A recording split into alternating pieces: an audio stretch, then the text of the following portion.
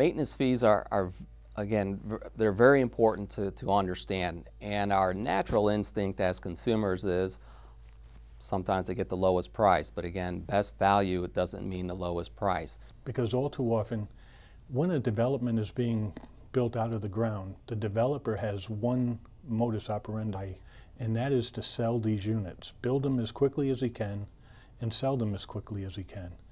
And the negativity of that has been that they don't necessarily charge the appropriate maintenance fees in the initial years. So when the transition takes place and the developer comes off the board, unfortunately a lot of these community associations are underfunded, leaving them in a desperate situation right out the chute. If you move into a condo association and if you haven't investigated, do they have enough money for future expenses? You might be there a couple of years and all of a sudden you're hit with a big assessment because you didn't do your homework and find out, do they have the money to take care of the expenses coming up?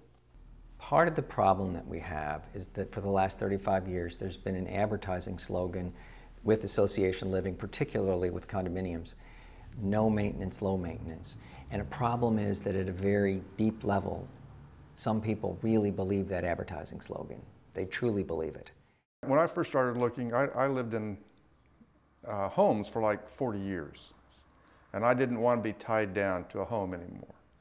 So what I looked for was, okay, this is a nice place, it looks good, it's got the amenities I want, and I started seeing a lot of difference in what the maintenance fees were. You know, $50 to $180. And I thought $50 would be better. I have seen that before, and people have said they would buy at the condominium association that has the lowest monthly fee. But there can be a real danger in that, because if you don't know what that fee covers, is it really not enough to cover all the expenses? And if it isn't, there's a couple of things that can happen. One, you could have a very large special assessment, $10,000, $15,000, and think, are you prepared to pay that in the next 30 days? Probably not. The other, even worse thing that could happen is that nothing gets fixed at all. And then it becomes a leaky, dangerous place to live with plummeting property values, and neither one of those are very good options. Don't go for the lowest dollar. I'll tell you that right off the bat.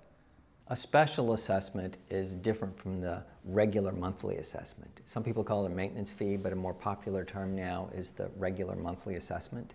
And then a special assessment would be a special infusion of cash where there's a cash shortfall to pay for new siding or new roof or whatever.